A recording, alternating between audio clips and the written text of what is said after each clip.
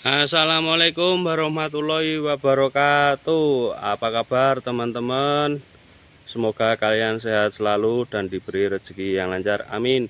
Kali ini saya berada di desa saya sendiri, Desa Kedaton, Pleret, Bantul, Yogyakarta. Di sini saya mau napak tilas Keraton Amangkurat I. Amangkurat I adalah putra dari Raja Sultan Agung. Oke teman-teman, terus ikuti, jangan lupa di subscribe ya.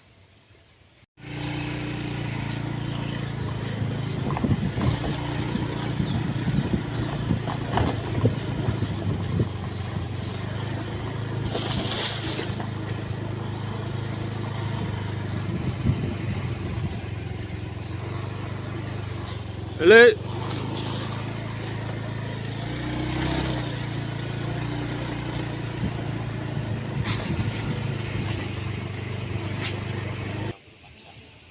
Sunan Amangkurat I lahir pada tahun 1618 dengan nama kecil Raden Mas Sayyidin. Ia adalah putra Raja Sultan Agung dan Ratu Wetan adalah putri dari Adipati Batang. Sunan Amangkurat I berkuasa dari tahun 1646 hingga tahun 1677. Pada masa pemerintahannya ia harus menghadapi beberapa kali percobaan penggulingan kekuasaan dan pemberontakan Trunojoyo. Akibat kebijakannya menyebabkan ketidakpuasan internal kerajaan. Keraton Pleret, keraton yang di masanya keraton yang sangat megah, yang dikelilingi danau buatan yang disebut Segoro Wiyoso atau kini menjadi Segoro Yoso, yang sekarang telah menjadi pemukiman warga setempat. Sebagaimana disebut dalam Babat ing Sangkakala di awal pemerintahan Raja Amangkurat I tersebut, Mataram seperti berada di abad ke-8.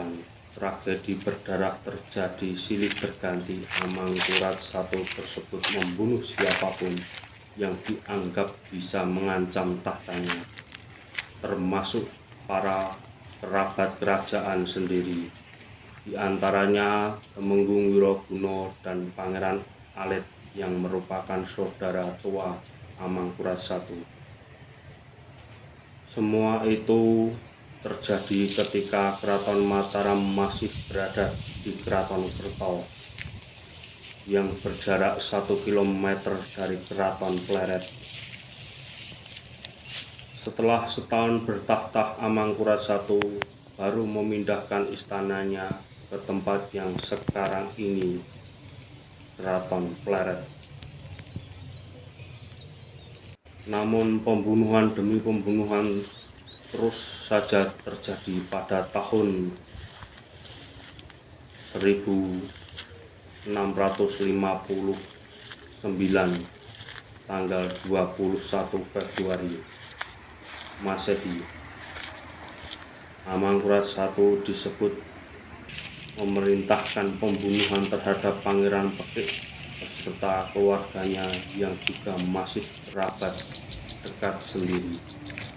Pemerintahannya Amangkurat I yang membunuh tragedi itu menimbulkan permusuhan di kalangan para pangeran, kecuali itu juga berakibat kepada lepasnya kerajaan-kerajaan bawahan Mataram yang susah payah dibangun oleh raja-raja Mataram Islam sejak zaman Panembahan Senopati sampai ayahnya Sultan Agung. Dan pada akhirnya pemberontakan pun tak terhindarkan. Pada tahun 1674 Trunojoyo memimpin pemberontakan terhadap Raja Mataram Amangkurat I dan Amangkurat II dengan dukungan dari para pejuang asal Makassar yang dipimpin oleh Kareng Galengsong. Pemberontakan bergerak cepat dan ibu kota Mataram, Keraton Pleret, berhasil direbut pada pertengahan tahun 1677. Selepas jatuhnya Keraton Pleret, Amangkurat I melarikan diri ke pantai utara bersama putranya sulung Amangkurat II dan meninggalkan putra bungsunya Pangeran Puger karena tampak lebih tertarik pada keuntungan dan balas dendam daripada menjalankan kerjasama yang sedang direbut pemberontak. Trunajaya menjarah keraton dan mundur ke bentengnya di Kediri, meninggalkan Pangeran Puger menguasai keraton yang lemah. Ketika dalam perjalanan menuju Batavia meminta perlindungan VOC, Amangkurat I meninggal dunia di Tegal. Amangkurat II kemudian naik menjadi Raja Mataram menggantikan ayahnya. Amangkurat II pun hampir tidak berdaya sebagai raja setelah melarikan diri tanpa sebuah pasukan atau sumber daya untuk membangunnya. Sebagai upaya untuk mendapatkan kerajaannya kembali, ia membuat konsesi kepada VOC. Ia berjanji akan memberikan Semarang jika VOC membantu ia untuk menumpas pemberontakan. Trunajaya, seorang keturunan bangsawan dari Madura, tidak senang terhadap Amangkurat I karena pemerintahannya yang sewenang-wenang dan menjalani hubungan dengan VOC. Perlawanan Trunajaya dimulai pada tahun 1674 dengan menyerang Gresik dengan berpusat di Demung dekat Panarukan. Trunajaya melakukan penyerangan dan dalam waktu singkat telah berhasil menguasai beberapa daerah di Jawa Timur dan Jawa Tengah. Dalam perlawanan ini, Trunajaya dibantu oleh Raden Kejoran, Macan Wulung, Bontomarnu, dan Kareng Galengsong. Pada tanggal 2 Juli tahun 1677, pasukan Trunajaya telah berhasil menduduki Pleret, ibu kota Mataram Amangkurat I, yang sering sakit-sakitan bersama putra mahkota Adipati Anom melarikan diri untuk meminta bantuan kepada kompeni di Batavia. Dalam perjalanan, Amangkurat wafat, meninggal dunia di Tegal Arum. Adipati Anom kemudian menaiki tahta dengan gelar Amangkurat II untuk menghadapi Trunajaya. Amangkurat II meminta bantuan kompeni, akan tetapi tidak ke Batavia namun ke Jepara. Meminta kompeni VOC menerima dengan baik Amangkurat II dan bersedia membuat dan membantu dengan suatu perjanjian tahun 1678 yang isinya VOC mengakui Amangkurat II sebagai Raja Mataram. VOC mendapatkan monopoli dagang di Mataram. Seluruh biaya perang harus diganti oleh Amangkurat II. Sebelum hutangnya lunas, pantai utara Jawa digadaikan kepada VOC. Mataram harus menyerahkan daerah Karawang, Pariangan, Semarang, dan sekitarnya kepada VOC. Setelah perjanjian ini ditandatangani, penyerangan dimulai pada waktu Trunajaya telah berhasil mendirikan istana di Kediri dengan gelar Prabu Manduretno. Tentara VOC di bawah pimpinan Anthony Hurt yang dibantu oleh tentara pasukan Arung Palaka dari Makassar, Kapten Jongker dari Ambon beserta tentara Mataram menyerang Kediri. Dengan mati-matian pasukan Trunajaya menghadapi pasukan gabungan Mataram VOC, tetapi akhirnya terpukul mundur pasukan Trunajaya terus terdesak masuk pegunungan dan menjalankan perang gerilya demi keselamatan sebagai pengikut. Pada tanggal 25 Desember tahun 1679 menyerang dan akhirnya Trunajaya gugur ditikam keris oleh Amangkurat II. Pada tanggal 2 Januari tahun 1680, dengan gugurnya Trunajaya, terbukalah jalan bagi VOC untuk meluaskan wilayah kekuasaannya di Mataram.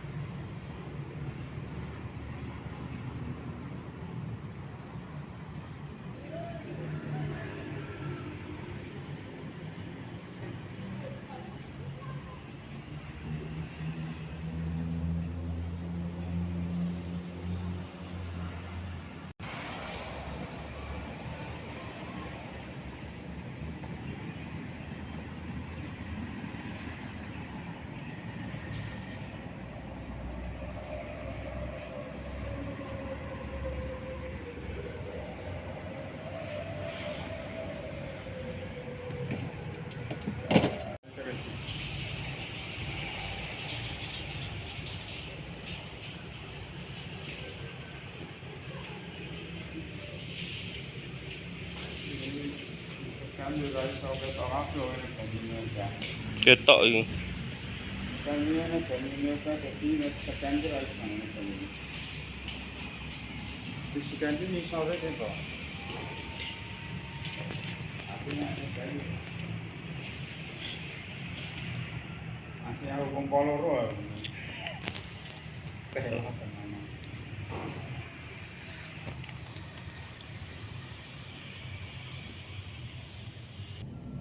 Ayo.